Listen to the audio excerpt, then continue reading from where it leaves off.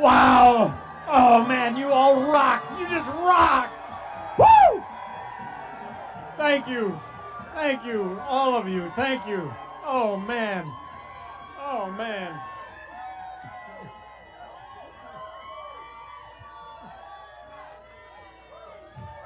So I want to start off with an apology to all of you, all right? And the apology is the whole Aleppo deal. And here's why. Here's why. Because I really take it seriously that we get ourselves involved in these military interventions. We get involved in regime change. Men and service women are losing their lives. They're getting maimed for the rest of their lives. And I blow it because I don't know the name of Aleppo. But let me just for a second take this as an opportunity to, for 1 second, talk about Aleppo. All right, Aleppo, at the heart of the Syrian crisis. We've got Assad on the east side of Aleppo. On the west side, we've got the Free Syrian Army that we support with arms. They are allied with the Islamists. We don't support the Islamists. But we support the Free Syrian Army, and the Free Syrian Army gets beat, and the arms end up in the Islamists' hands. And then we've got Raqqa to the north, and that's ISIS. And you can argue that there was a void created there, partially due to our invasion of Iraq, and that Saddam's henchmen fled to Raqqa and created an entity, ISIS, that we didn't even know about until 2 years ago. And gee, we're supporting the Kurds against ISIS, but the Kurds are sideways with our Turkish ally, who aren't such good allies since we invaded Iraq. And then, before any of this happened, we supported Assad in fighting the Islamists to begin with before we ever became involved in regime change. So this is my apology, is that these issues really do matter. They really matter, and they get obscured by, in this case, my not being able to recognize this and articulate this as it should be. But this is our message. Our message is a message that resonates with most Americans. Being fiscally conservative, the notion that taxes, you and I can spend our money better than government can spend its money. Keep government out of my pocketbook, keep government out of my bedroom. Right now, the majority of Americans are libertarian. It's just that they don't know it. And that, yes, it is.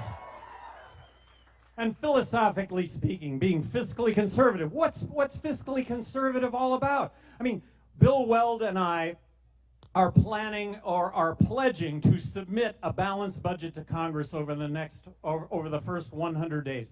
Why is a balanced budget important? A balanced budget is important for future generations. It is not an option to do nothing when it comes to Medicaid and Medicare and Social Security, or it's not going to be around. And it's not an option when you start talking about the military, when the military itself says that we could be reducing bases by 25%, and that's the BRAC Commission that was established in the mid-90s. That's something that they said we could accomplish. I think what's really important also is to recognize that among active military personnel in what is now 3 polls, I am the overwhelming pick to be the next president of the United States.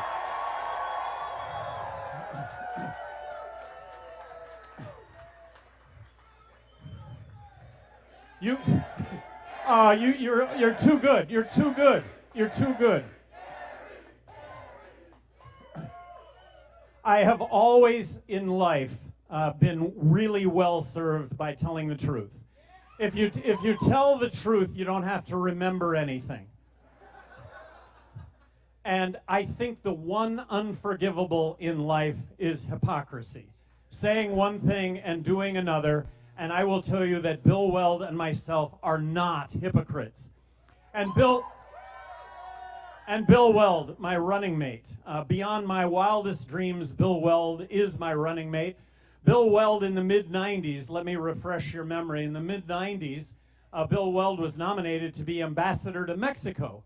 But he was denied that nomination because Jesse Helms blocked it, saying that because he was pro-choice, because he was pro-gay rights, and because he was pro-medical marijuana, he was too liberal. Well, that was me on trial in the mid-90s, and this is Bill Weld, a political role model for myself. And so we are planning a partnership as president and vice president, two for the price of one.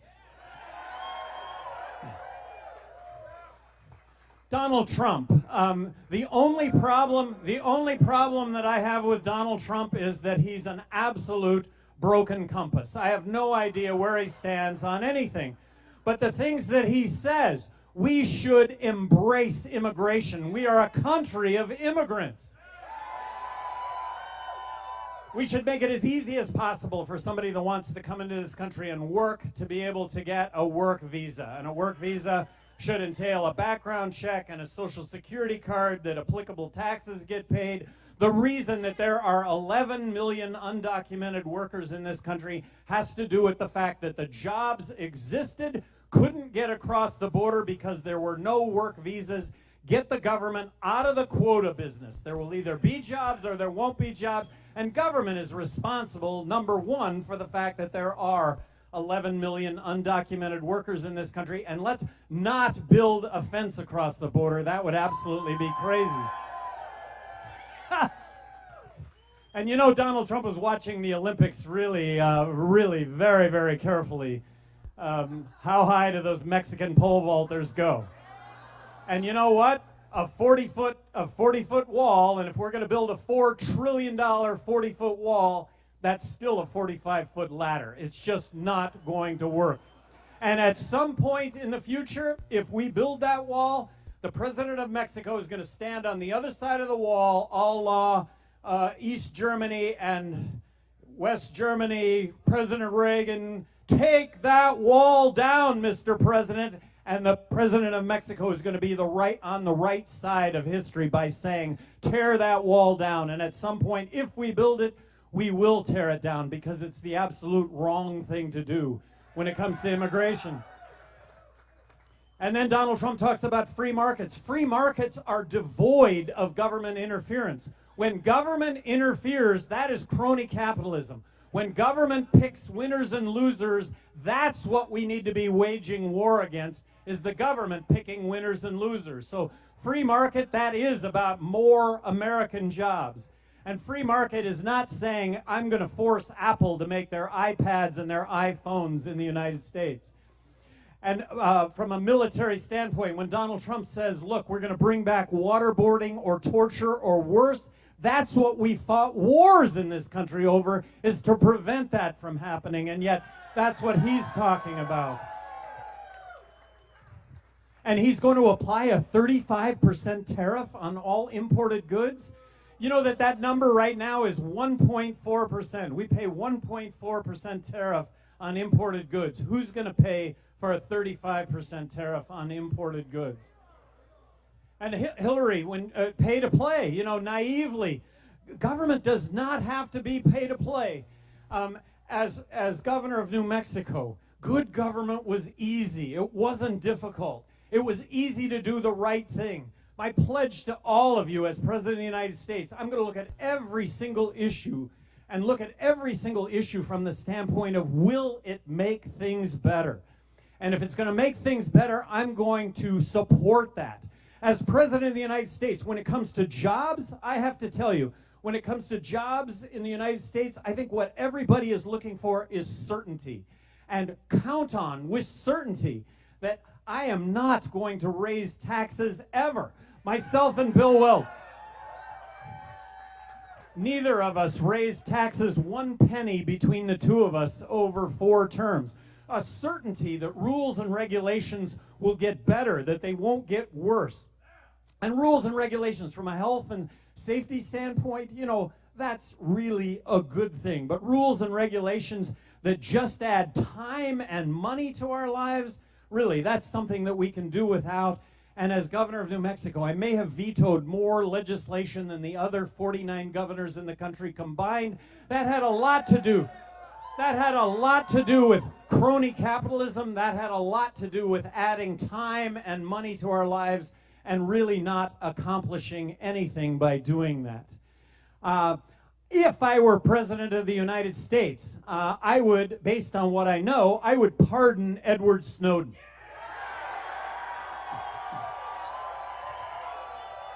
The NSA, 100 and all of us are being monitored by our federal government, by the NSA. That is not due process. There is due process. That's going to a court and that's saying, hey, we've got a suspect here, whatever the suspect is being accused of, terrorism, whatever, we have a process. But when the FISA court grants that 110 million Verizon users can have all their data collected, that is not this country. This is what we fought wars over, is not having this happen. Stop with the military intervention. Stop with regime change. When we are back to the poll among active military, what does that say? I'd like to think that what that says is the active military is saying, look, this guy is going to judiciously use our military. If we're attacked, we're going to attack back. So that is not Iraq, that is not Libya, that is not Syria, Afghanistan. We were attacked. I supported Afghanistan initially. We were attacked. We attacked back. It was about getting Osama bin Laden. It was about getting Al-Qaeda. But in 2003, after 7 months, we wiped out Al-Qaeda. We should have gotten out of Afghanistan in 2003 after 7 months. And we need to get out of Afghanistan tomorrow. And for all of the consequences that go along with getting out of Afghanistan tomorrow, all those negative consequences, and by the way, I think we can overcome all those negative consequences, all those people whose lives may be in danger because they've supported the United States. We can deal with this. This is not without precedent that we can deal with this. But I guess for some, we're supposed to be in Afghanistan for another 20 years. For some, we're supposed to be in Afghanistan forever. The same consequences getting out of Afghanistan 20 years from now are going to exist getting out of Afghanistan tomorrow. So let's stop with this military regime intervention that has us as the world's policemen.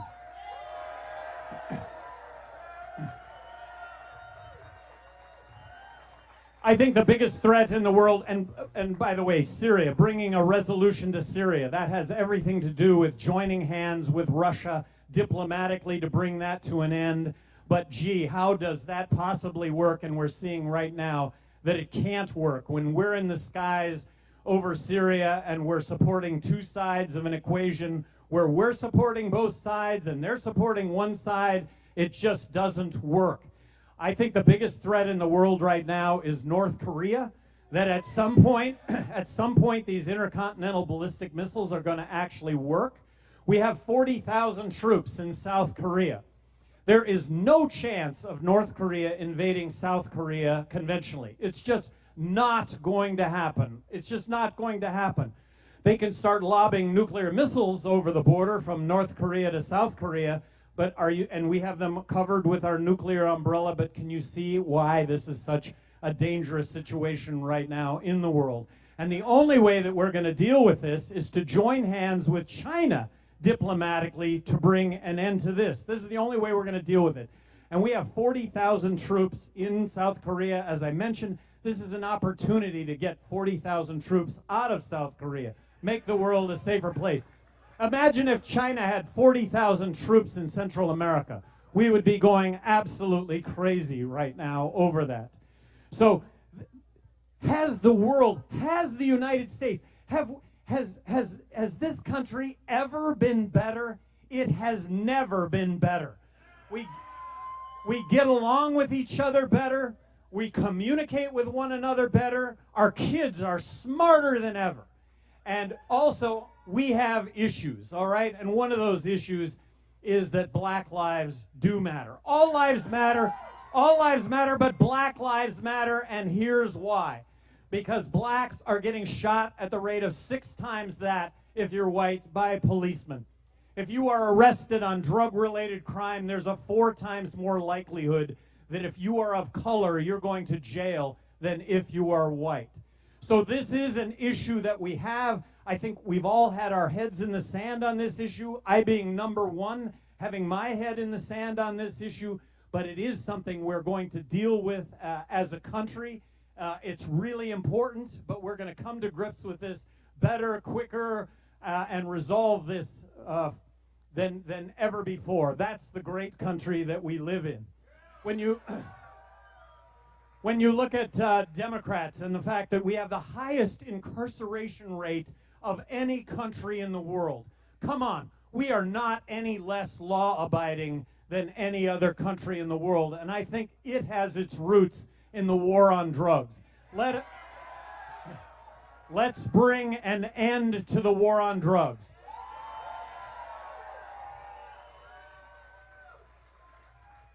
Let's recognize drugs first as a health issue rather than a criminal justice issue. Let's take the first step and let's legalize marijuana, which will be a quantum leap in understanding when it comes to drugs and drug addiction. That 90% of the drug problem is prohibition related, not use related, and that is not to discount the problems with use and abuse, but that should be the focus. I cannot thank all of you enough. This is amazing. This is amazing. Saya, amazing. Saya points it out. I mean, this is a movement. Right now, I am polling, this is shocking to me. Right now, I am polling higher than Ross Perot was when he was let into the debates.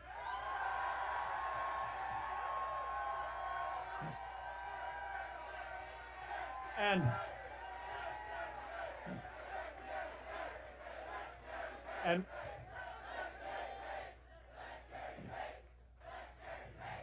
Ross Perot, polling lower than I am right now, gets in the presidential debates, and then actually leads in polling to become the next president of the United States. Then he went through that whole process of dropping out, of coming back. I never did follow all of that myself, but that phenomenon can repeat itself. And does anybody think that come Monday evening after these debates that we're going to all go, oh my gosh, the country's in great hands? Nobody's going to think that. Nobody's going to think that. And here's the pitch. Here's the pitch. You elect Trump or you elect Clinton. Is the polarity in Congress going to get any better? No way.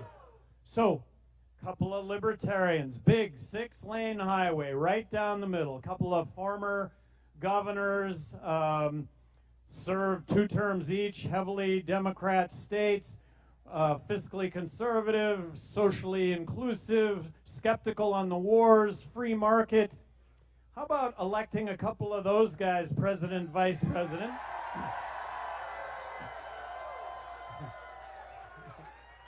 And an arbiter-in-chief calling out hiring Democrats, Republicans, libertarians, everybody's going to be libertarian-leaning, calling out both sides to come to the table to deal with the issues that this country is facing. Really, with a smile on your face. Come on, are you going to both be that stupid? Do you really want to kill yourselves, or were you really elected to office to make a difference? I think that third scenario actually has the opportunity of succeeding.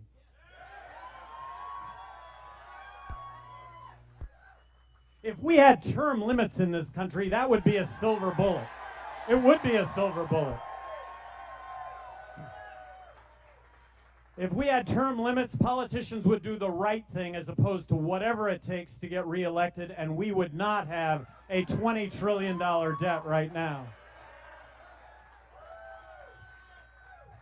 So we are the shining light on the hill. We are. We are all individuals. We all have the opportunity to be entrepreneurs.